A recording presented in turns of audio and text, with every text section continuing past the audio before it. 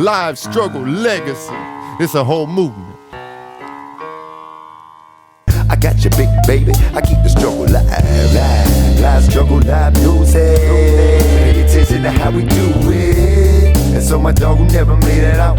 Live struggle, I got you, homie. We break it out, live struggle, live music. Pay attention to how we do it. And so my dog who never made it out. Live struggle, I got you, homie. The things we do when we down on our luck, like a dolphin, anything to get fucked up. What you think? Now we out here trying to get locked up. Desperation brings desperate measures trying to come up. Hey everybody, it's your boy MP, Live Struggle Legacy, and welcome to the Live Struggle Legacy Podcast, Season 3. Now, real quick, if you haven't already done so, please make sure you hit that subscribe button, hit that like button, hit that notification button. If you're listening on a streaming platform, please make sure you hit that follow button, download, save, rate us. And if you're looking to promote your business, holla at me because we're looking for sponsors. Okay, so tonight we have a very special guest in the house, all the way across the world. She's remotely tuning in with us. Bron Watson, all the way in Australia. Bron is a registered nurse, a nurse educator, a mom above all. She's been an entrepreneur for over 14 years now, and a 2-time cancer survivor. Bron, thank you so much for coming on to the show tonight. Thank you for having me. It's really great to be here. And I know it's night here, but over there it's 8:30 in the morning, right? It's morning. It is. It's a beautiful day. Just saying. Excellent. The 17th is looking great, guys, just so you know. Yes, absolutely. So what part of Australia are you in? So I live in a little tiny place about 4 hours north of Sydney. So when you see Australian beaches, that's pretty much where I live. It's a place called Port Macquarie, and it's just fabulous. I lived in Sydney for many years, and it's just been wonderful to live and raise the younger kids, in the country, so to speak, but on the coast. Excellent. So we're going to dive right into your story, but I always ask every guest that comes onto the show, clearly we haven't met in person. You're all the way in Australia, right? But how'd you find out about us? How'd you find out about the Live Struggle Legacy podcast? Well, I think when it comes to podcasting and when we're each other's guests and things, your podcast resonated with myself and the ladies that I work with. And I think because adversity comes in so many shapes and sizes, and it doesn't matter whether you're in music, whatever has happened and wherever you're going, we're all the same, but different.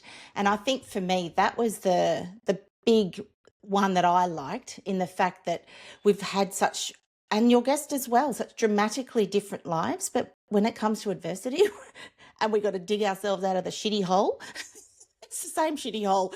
And that's what I think I love the most, is that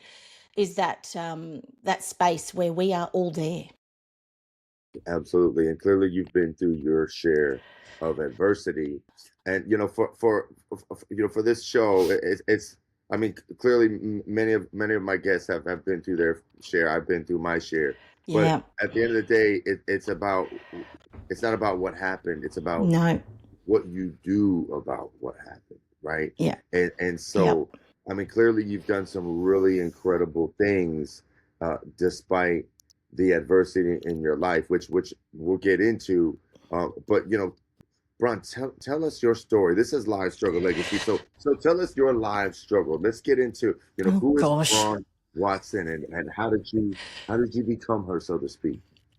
How did we get here? Great question. Well, I'm going to give you some context. So, I grew up wanting to be the good girl, doing good things at school, not making too much noise. I had brothers who did all the noises, right? So, and chose a really safe career, nursing. Loved it, might I add, and did well in nursing. I loved caring for my patients. I loved seeing if I could make their day better. So beginning of my shift to the end of my shift, man, I loved it. Moved into nursing education, got married, did all the right things, right? Like, what does that even mean? But back then, that's what I thought, right? So here I am doing what's right for everyone else, building this life based on what we all thought was what you meant to do, right? Going through and ended up with 5 boys. Like, what the hell? How's is that? I know how it happens. Thanks, people. But being a mum of 5 boys, and then around my 40th birthday, babe on hip, I'm looking around and looking at myself going, oh, fuck, are you kidding me? Is this it? Is this what I signed up for? What the hell? And that's when the entrepreneurial thing in my gut went, well, what can I do? I wanted to do something for me, like a lot of people do, right? I'm grateful nowadays that people are younger. They're not getting to that stage in their life. And so here I am. I've done all the things that supposedly that I'm meant to do, starting out in business, again, doing what they tell you online. So I'm going back 14 years and hustle and bust your ass and build this business and, work every night, put the kids to bed, and then work every night and work jobs and all of the things until I got a call to see my doctor on a Thursday afternoon after some scans. And I get called in and he says to me, Bron, you have breast cancer, and no, it's not in the early stages. World starts spinning, falling. Free fall is the only way I can describe it. Grief, trauma, just terror. And the following Wednesday, I'm on the operating table having a mastectomy. And meanwhile, I've got that fast. 6 days. Wow. Like not even one skerrick. And that's when that's why I talk about, I'll get to where I get to with that. Yeah. So 6 days, right? So here I am having this mastectomy, got this big business. I've got this mastermind. I run the retreats. We've got the workshops. We do all the things, which is what we do when you run that kind of online business space, mentoring space, right? And then go through all of that. Then you get the diagnosis and stuff, and literally, a doctor sits there with an iPad and puts in all the numbers from the histopathology, and says, "Oh well, Bron, you've got this much percentage chance of surviving to 5 years, and if we do treatment, it's going to be this percentage." Remembering that my youngest is 8 to 18, I'll do anything. I hadn't even thought about this sort of stuff before, right? So I'm going through all of this. Second chemo, this is where the world stopped again. Second chemotherapy, I was delivering a Facebook Live into a Facebook group, because that's what you did back then. Facebook groups were different to what they are now. And I caught a glimpse of myself in the mirror, right? And I just thought, oh, who the hell is that? And then I thought, shit, it's me. Round face, red, bald. God knows what I said, because I was having so much medication. Because what you may not know with chemotherapy is that they give you the chemo, but then they give you drugs to stop the side effects for the chemotherapy. And then you end up on drugs to stop the side effects of the drugs of the side effects to stop the chemotherapy, right? And you're taking all this stuff and remembering I've had no chance at this stage to even think about what can I do for myself. And so here I am, caught myself a glimpse, and I looked at myself and I said, do you want to die? Do you want to die? Because if you keep this up, you're going to die. And that's when I realized that hustle and relentlessness was going to cost me my life. Like, people talk about feathers and the universe giving little hits, right? Man, I got the brick through the back of the head. And I literally shut that mentoring business down overnight with no plan B. And, it was financially, supporting part of our family with my husband. He's doing his thing, I'm doing mine. No plan B.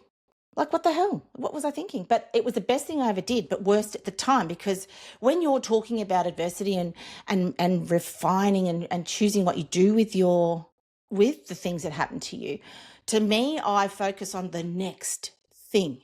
So what's the next thing that I can do? Because I can't do all the things. What was the next thing?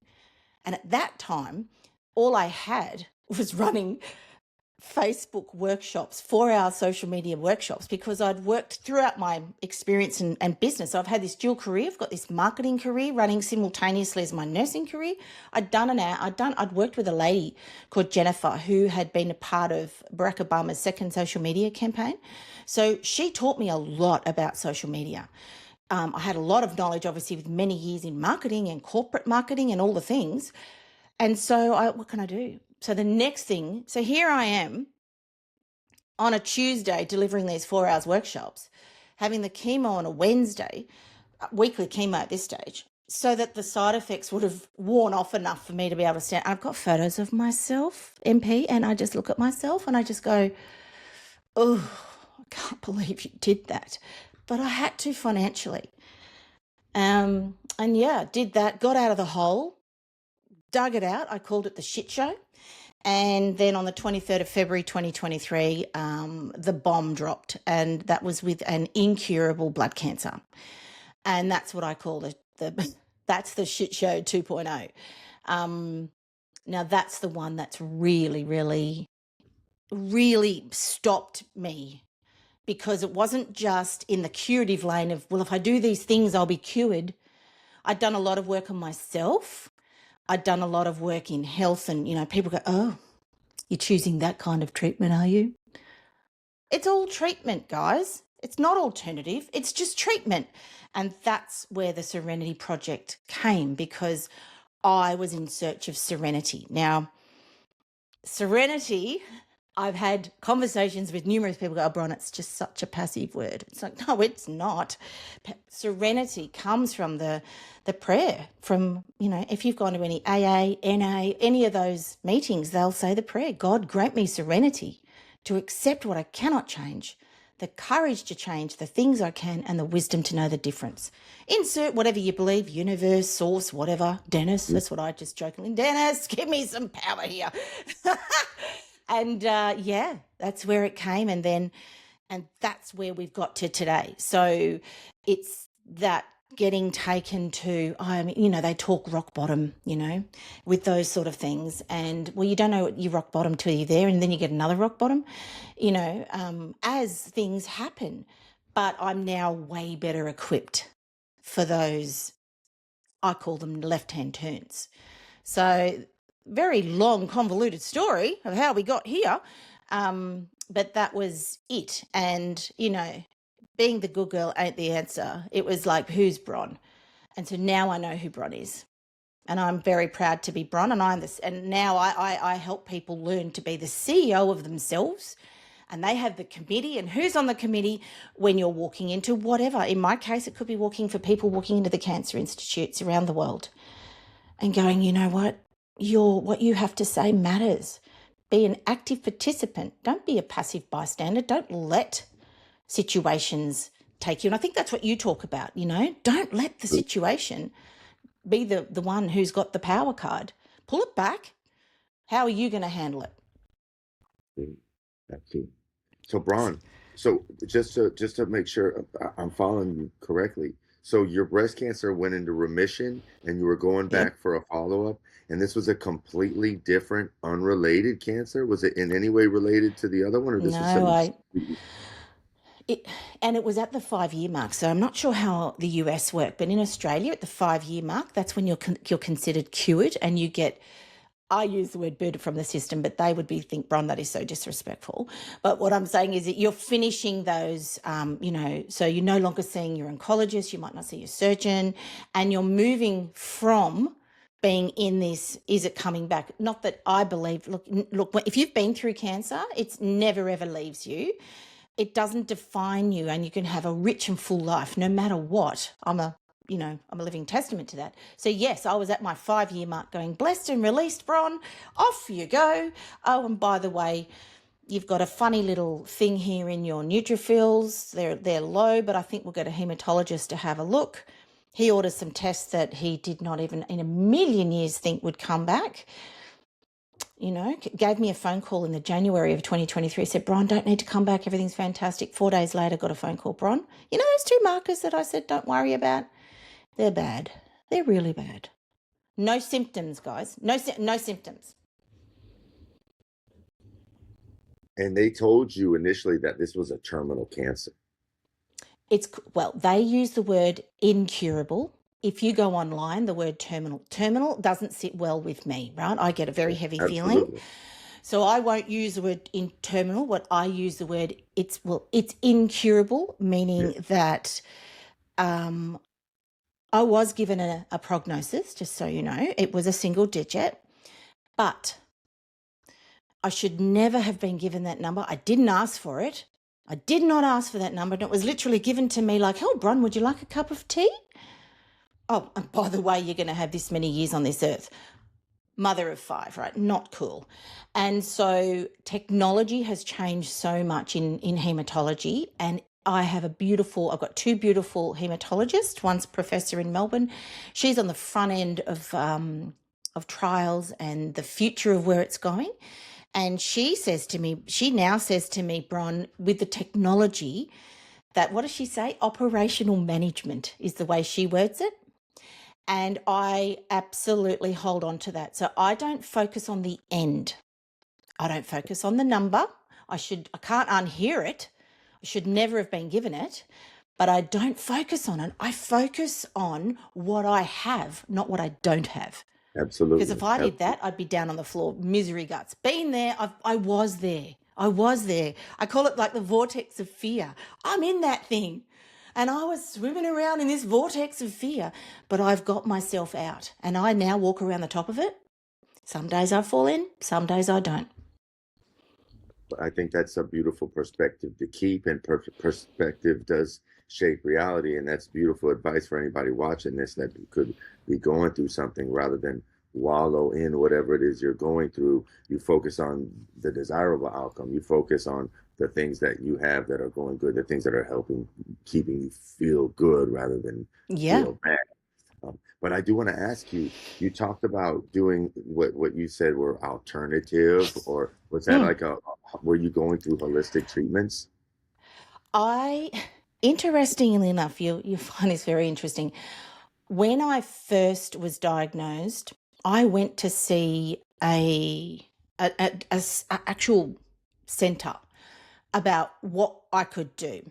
And because I was having chemotherapy, the doctor looked at me and said, I don't think we can treat you. I went, what do you mean? Well, part of the treatment was a particular kind of infusion. And, and I went, is there not 1,000 other things that we could talk about? And remembering I'm in the major trauma of a diagnosis that was still on a curative path, but it's very, very traumatizing. And that was his answer. So so for me, everyone's path. So I would love to see the word cure be dropped from cancer and we use the word healing, because everybody can go on a path of healing, but not everyone gets a cure. So if we're all on this, if we were all focusing on healing, how much better would it be when you're walking around doing these things? And so holistic, it's basically, so I call it it's not an either or an or, it's an and. So that's what my serenity thing, right, where I'm in, is because I call it the third space. It's the space between science and soul and evidence and perspective. And what that means is whatever you choose for you, and you're the CEO of you, that's the right thing. We as a society, we shouldn't be telling someone what's right and wrong for them. Like, oh, shit, Bron, you didn't do something or other. I was like, well, that's okay. But I did. For me, after the blood cancer diagnosis, I worked with the most amazing energy healer. Now, she's the one who helped carry me, but we had to go to the dark places,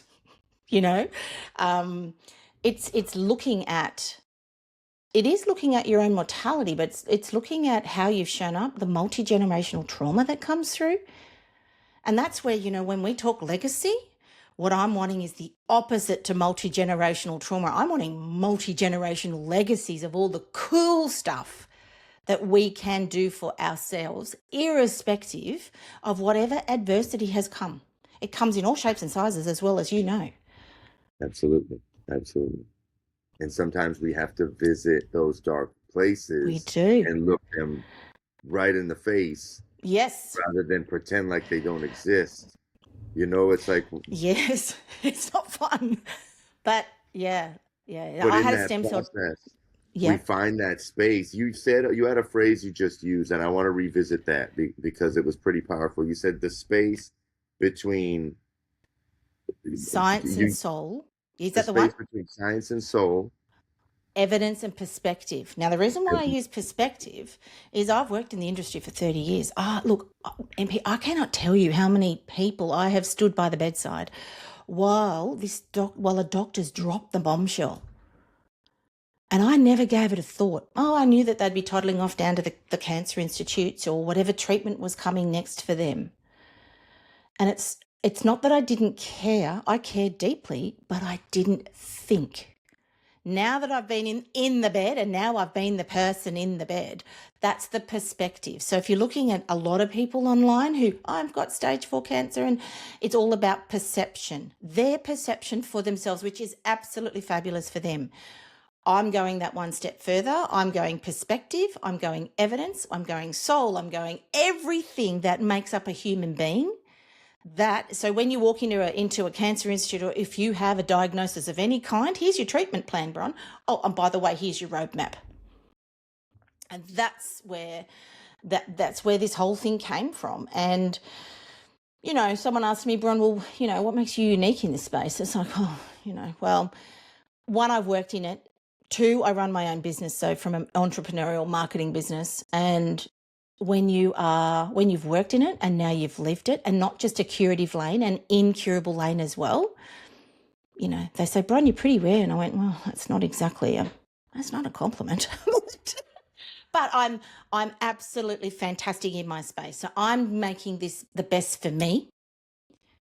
And if there's any influence or any of the ripple effect, like what you're saying with people who have had those adversities and what you're doing with the struggle legacy and things like that, it's the ripple effect. And if that impacts somebody, sweet. Absolutely. And I have no doubt that, this you sharing your story and your resilience, and your, most of all, your perspective, because your perspective does shape reality. They tried to give you a roadmap and you created your own. And I think that's so important with people in life. It's like, people say it's your world, shape it or someone else will. And so often we have people, things, news, media, doctors, whatever, trying to shape our world for us. And it's up to us to say, I don't think so. This is my blueprint. This is my reality, right? And holding to that firmly and truly shaping your own in between that space of, evidence and perspective. All that right? stuff. Yeah. Yeah. Absolutely. And what that does. So if you look at empowerment and what that does, when you're walking into whatever adversity and you are an active participant, meaning that you're not just prepared to sit back and let whatever happens or whatever they do to you or say to you, as you say, shape your reality. You're going to say, well, cool, I actually have something to say here. And that's what I say. You are the CEO. I'm the CEO of Bron Watson. And my executive committee, I have my beautiful friend, Kerry Chinner, who's this most incredible energy. I don't even know what a title is. I call her an energy guru, but right, this amazing woman. And then I've met this gorgeous doctor from Brazil who looks at the whole body, right? And then then you've got those who have come across your path, it could be the kinesiologists and therapists, all of the things. So that's my executive committee. But then my committee, that's where my specialists are. So which means that there's other people whose opinion I want to hear more. It's not that I disrespect them. I love the scientists. We love those who dedicate their lives to giving those who go through sickness and illness a longevity path and more opportunity to live full out. I thank and gratitude. I will literally, if I'm in the Cancer Institute and I'm having whatever done, right, I just literally make myself think about gratitude, because gratitude and grief can live together. It sounds kind of weird. I've taught myself to be resilient. I was not resilient. I used to wear masks.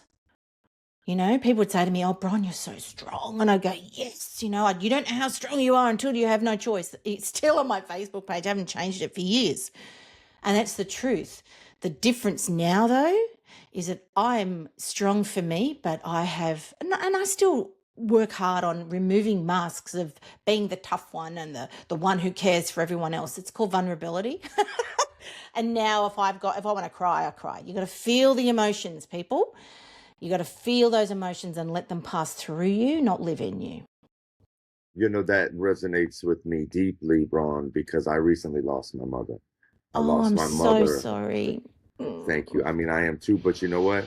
There's this, of course there's going to be grief, and grief is different for us all, and grief comes when we least expect it, right? It does. You can't plan for it, and Nope. it's different for every single one of us. But what brings me through my grief every single day, because for me it's a daily thing. That's my mother. Yes, it's your mum.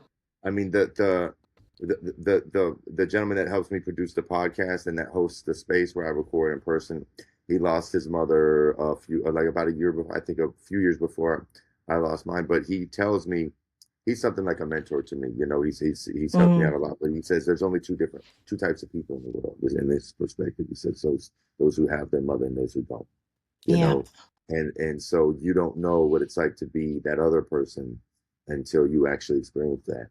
But for me, a big part of my grieving process and my healing process is that gratitude, right? To understand the void, right? That there's always going to be that void, and we can't. And in the beginning, it hurts because you're trying to fill that void. Exactly.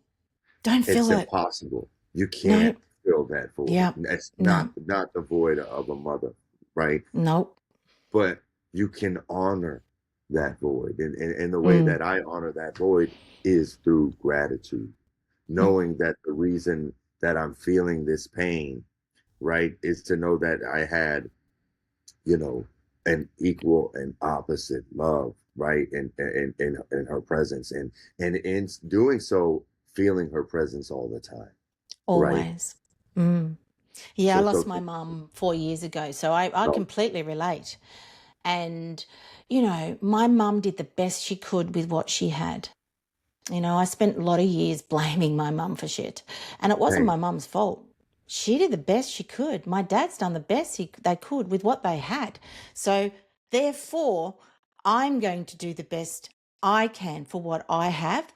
And this is where when I cracked open the vulnerability part of me, which is after the diagnosis of myeloma, I would cry in front of my children, whereas I wouldn't cry in front of them before because I was the strong one.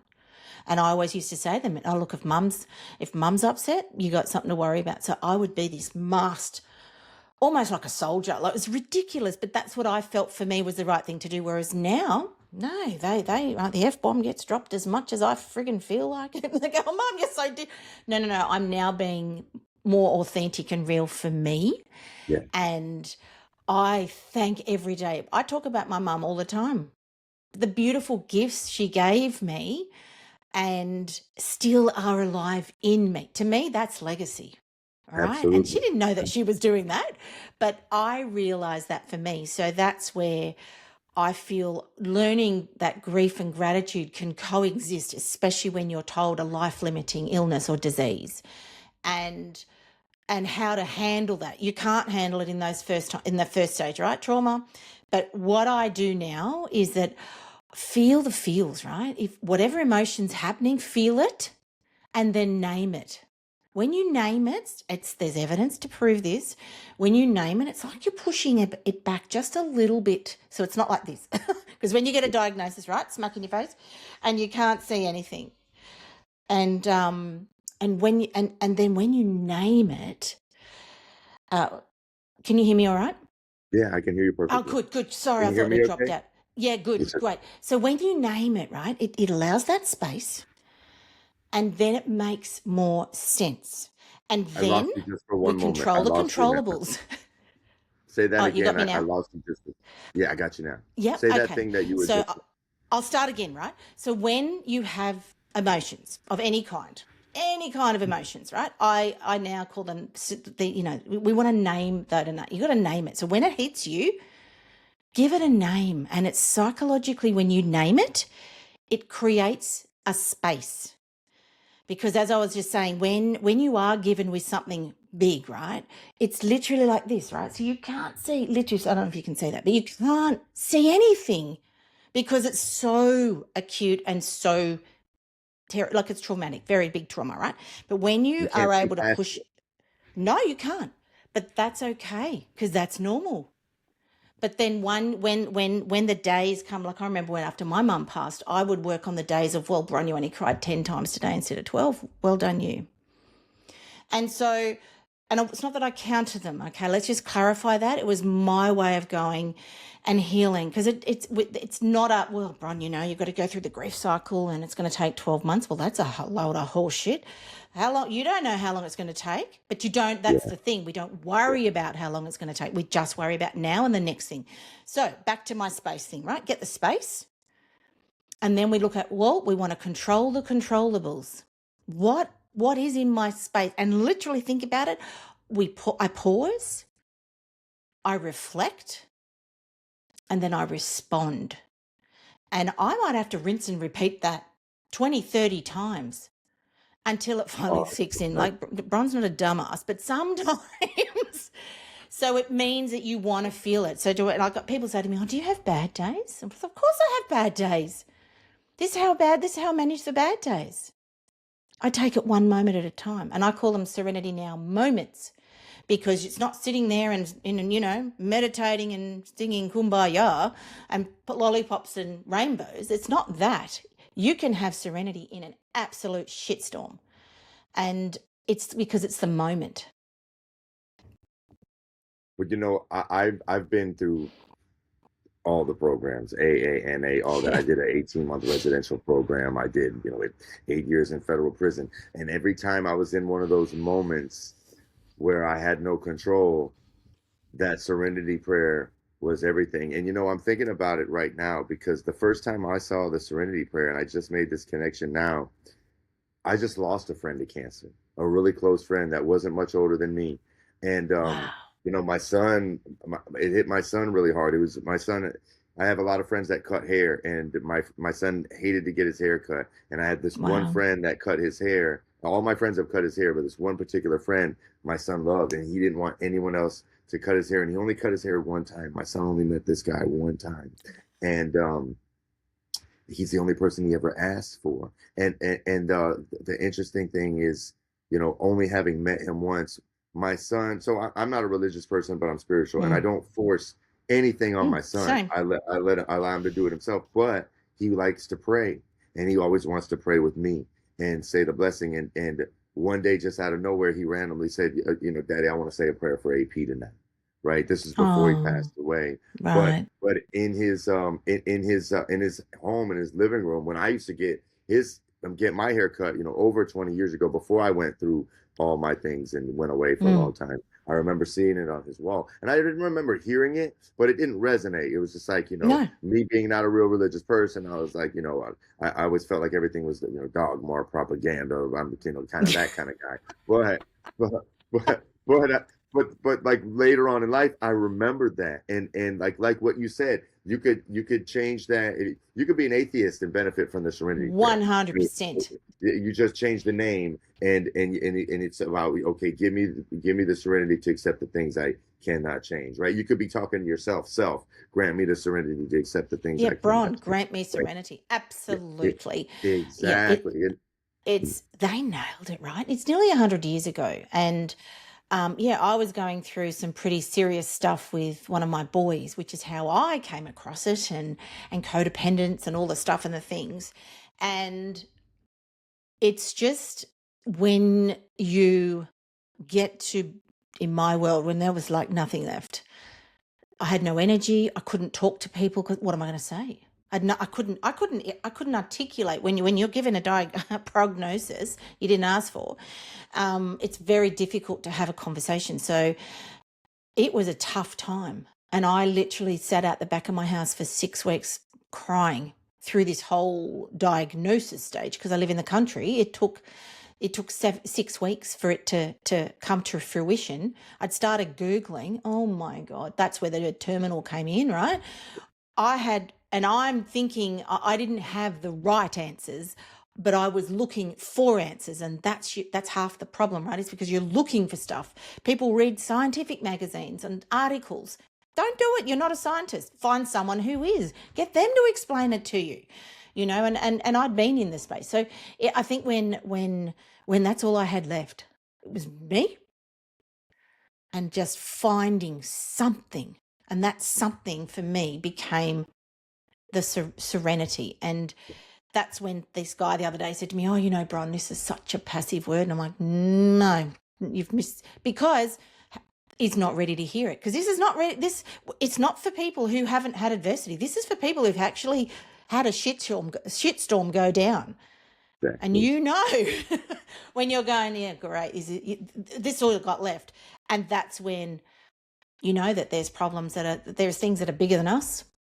And we know that we've got to take responsibility. And that is what serenity, which is finding courage, finding courage is like, that's huge to find courage. And then to have the wisdom, and you don't work it out. When I say you don't work it out, you don't work it out all at once. So when stuff happens, it's hilarious. Back in the day, I used to play basketball. I know, you can tell, can't you? I love that. I played basketball, right? Loved basketball, right? So you and me were on the court. We're just giving it a good red hot crack. I missed the hoop, all right? Coach, everybody off. Timeout. There's two choices at a timeout. We can either pull apart what's just happened, or we can focus on what's next. Not the whole game, not the whole season, but literally what's next. And that, in my world, that's a serenity now moment. Literally what's next literally in front of your face. And it could be doing what I call the one thing, because life can get pretty shitty and you're going, what's the one thing? Well, Bron, you can put the coffee cup in the dishwasher. Yeah, you can do that. That's my one thing. Yeah. And then there's the next one thing, and then the next one thing, because we cannot fix it all in one go. Would you not agree?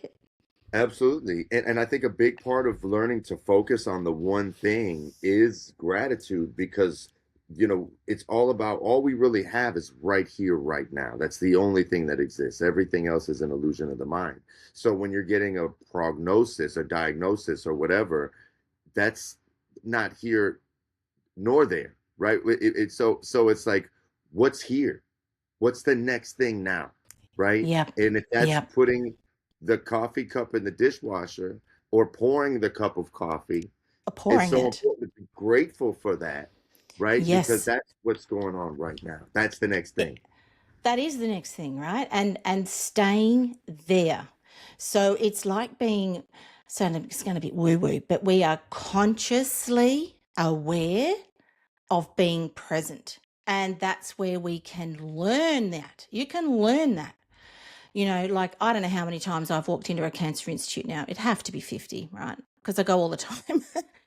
But now, I used to walk in, I'd have anxiety 2 days before, like terrible day, right? Filled with anxiety, right?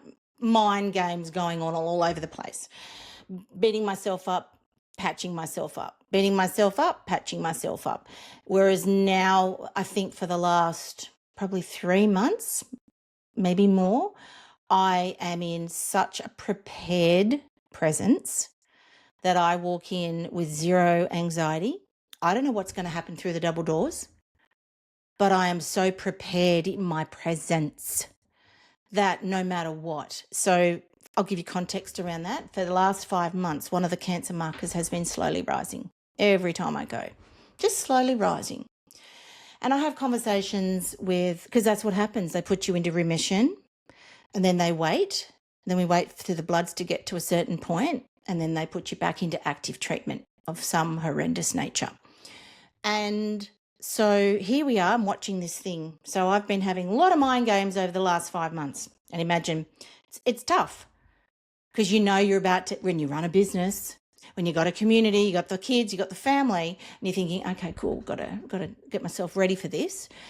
And what I've done is I've learnt to be so much to be prepared for my presence that I don't give it energy until I need to give it energy, which is what serenity really means. And so for 5 months, I've been watching this thing. And last time I was there, I said, oh, does it spike or is it going to go slowly and we're just going to watch and wait for the next few years? And he goes, well, I don't know. Well, thanks a lot. But guess what happened last week? They've dropped back to normal. I'm in full remission again. Yeah. Congratulations. Yes. You know what I mean? And it's a miracle. It's a miracle. And so why, how, we don't know. And I did not expect it, but I'm taking this leave pass and I'm running with it. So, and we don't know how or why, and I don't spend energy worrying about that. All I know is thank you, universe. Gratitude. Thank you for my leave pass. Yes. Gratitude. Yes. Excellent. So clearly you had to go through some things to really find out who you are, right? And a big theme in my life, really going all the way back to like my 10th grade psychology class, which I remember this crazy guy, his name was Mr. Howard, and he played this song one day. He was a very kind of eccentric guy, he pretty hilarious, but he was a Vietnam veteran. Clearly he had been through his share of adversity. But one day I walk into his class and he's got this song playing, and it was kind of a, weird, and he always created these intentional weird and awkward moments for us, right? But for reflection, for us to sit and reflect on.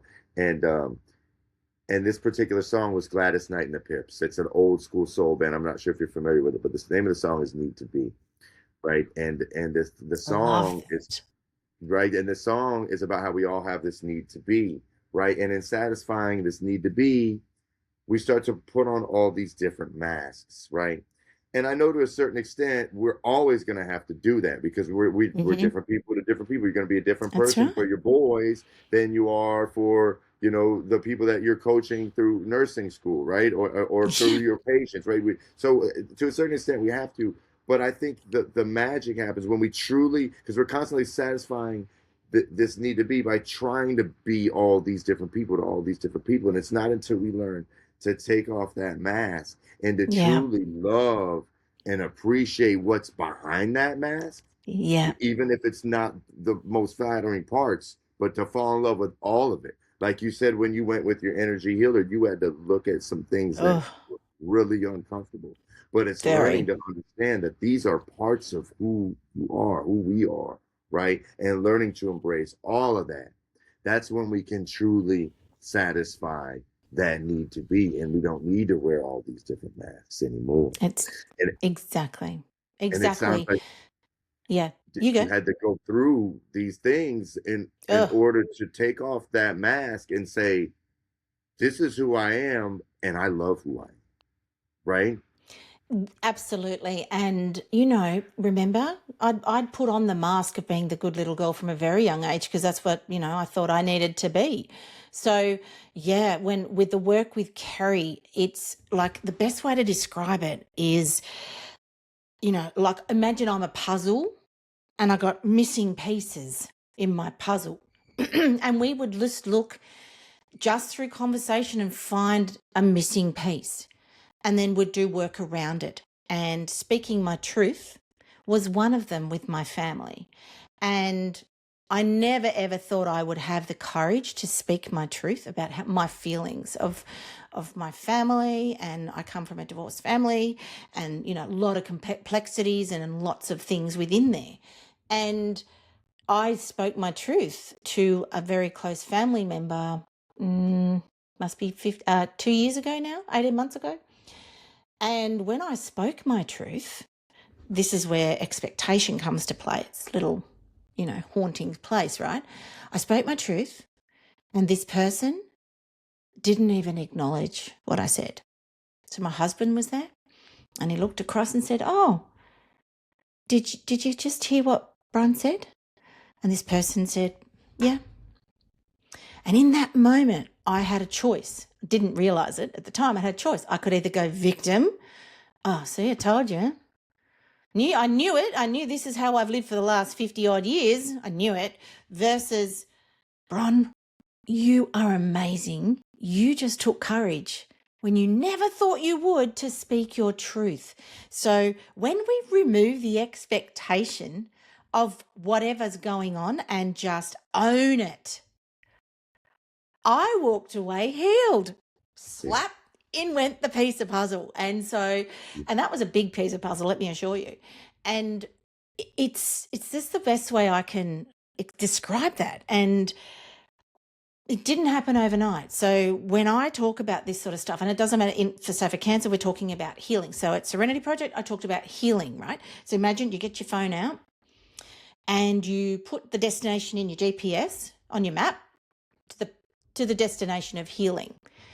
And you hit the button, what does it do? It'll navigate a blue line to healing.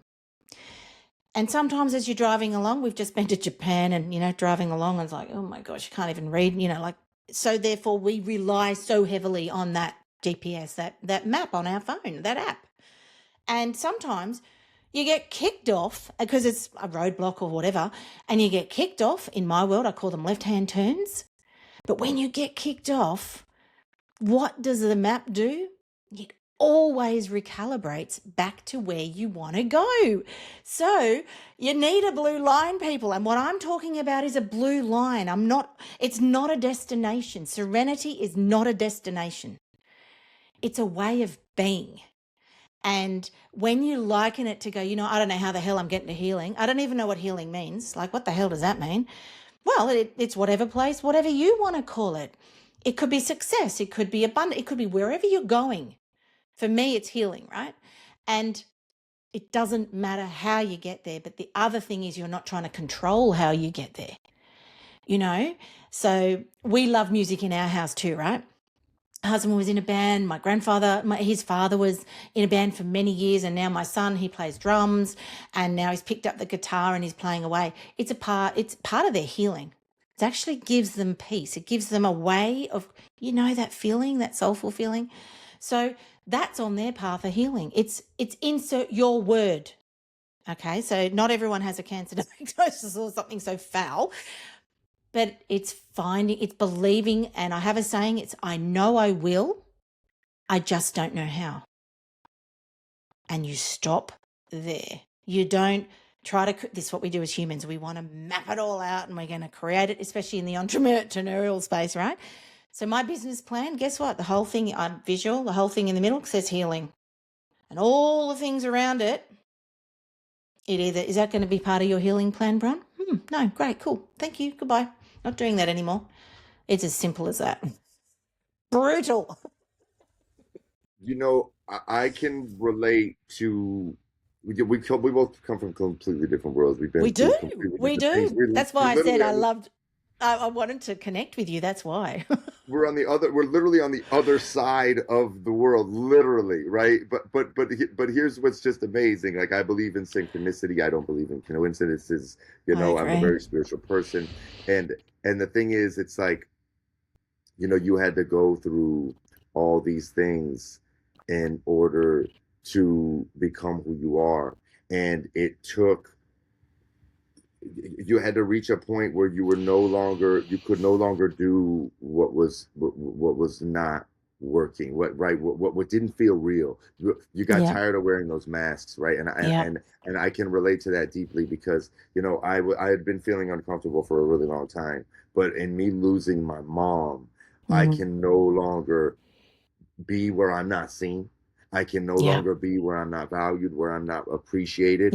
And a big part of my healing and my grieving process has been what I do here with this podcast and through my music and through the work, because I have a day job as well, but I quit a sales job where I didn't feel seen, I didn't feel heard, I didn't feel appreciated, to go back into, I do fitness as well, that's my day job, so I took a major pay cut, but it's like, I'm gonna do what feels good where I feel seen, where I feel heard, and my work now becomes a part of my healing, which Absolutely.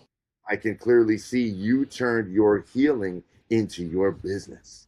And I think that's a beautiful thing. And Yeah. I think it's an inspiration for other people. So I want you to talk about your businesses, right? Mm. And I want you to share, with the audience, we clearly we know how you came into that, but it's more than just business, right? Yeah, Way and more.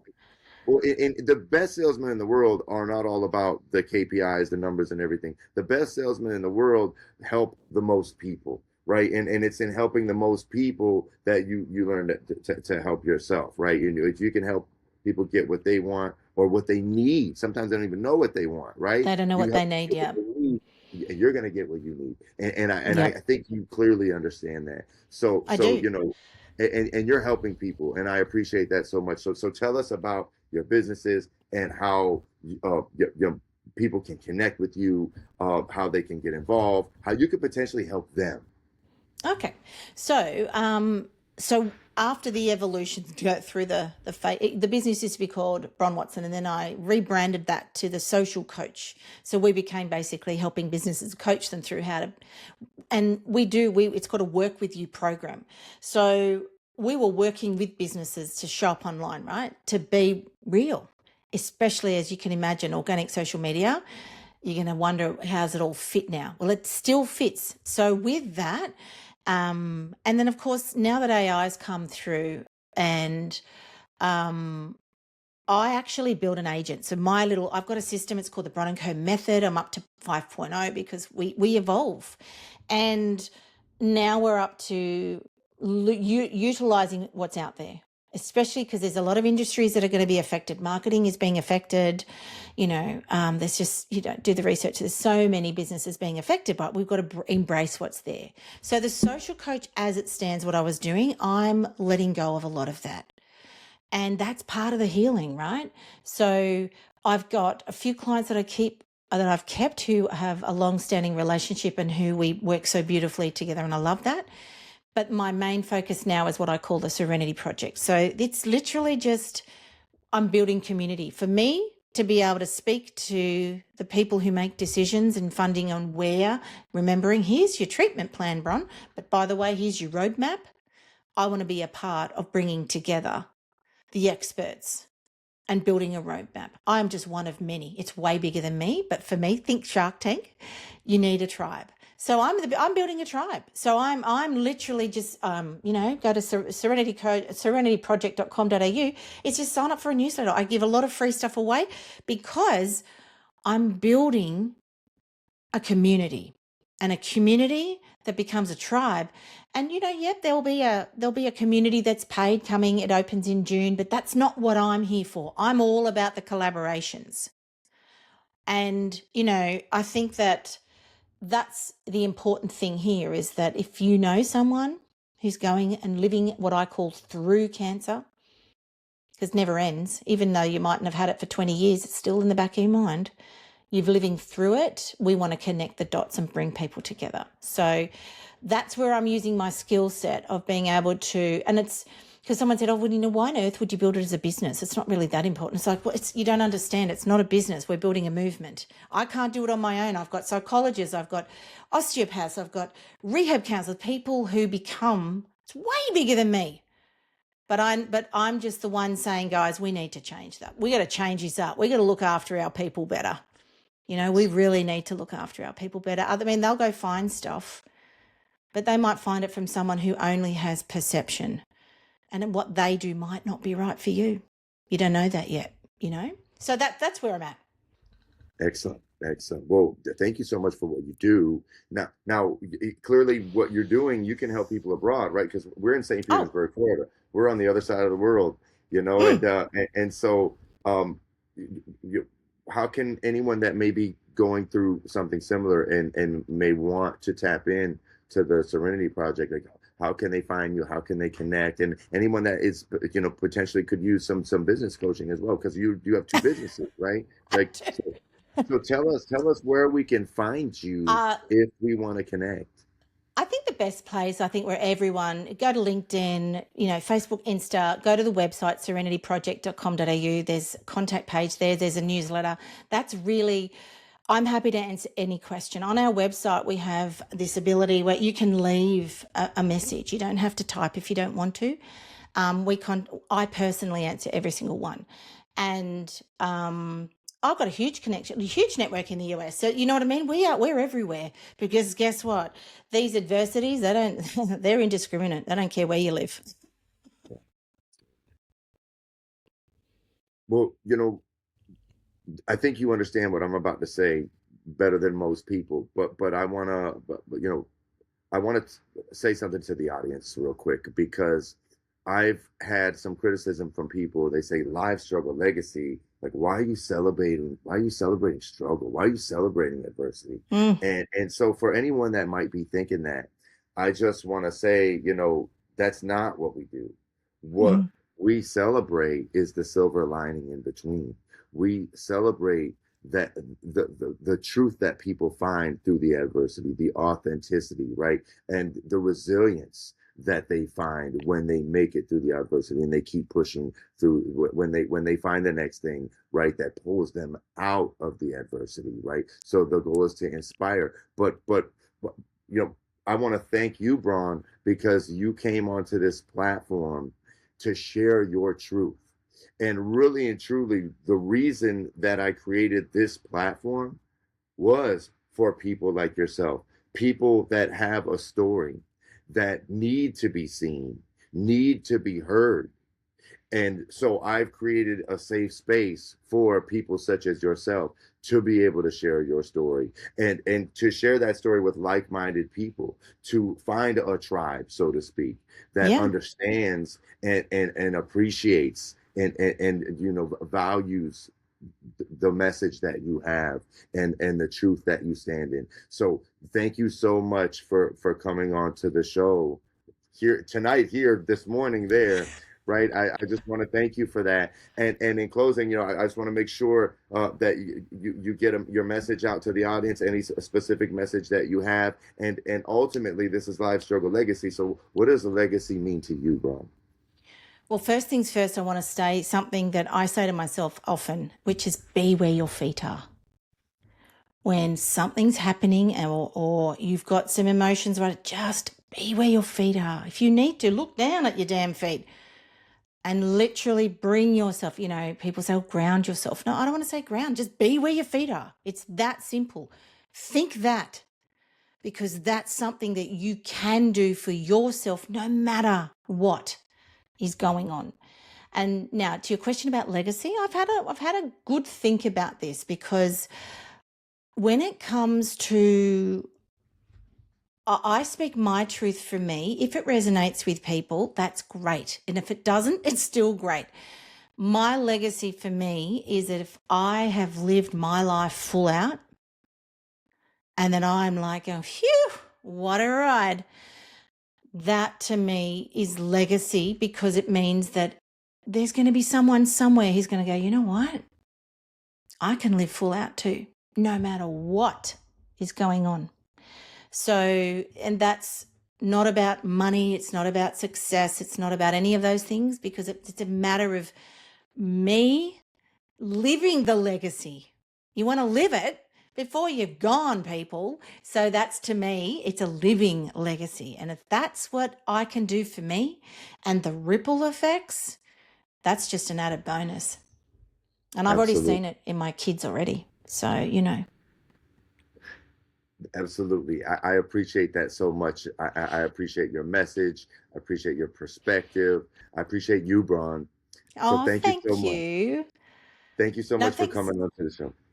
I really appreciate it, because we do come from different sides of the planet and the different places, but that's where it all connects.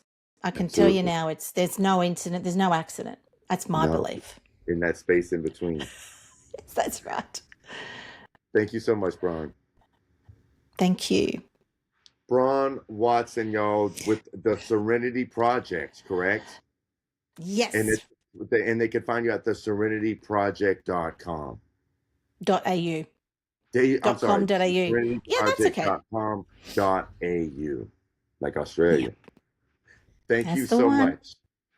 It's Live Struggle Legacy. If you haven't already done so, please make sure you hit the subscribe button, hit the like button, hit the notification button. If you have a question for Bron, drop it in the comments. Start a conversation. If you're listening on a streaming platform, please make sure you hit that follow button, download, save, rate us. If you're looking to promote your business, holler at me because we're looking for sponsors. And please make sure you check out the Live Struggle Legacy.com.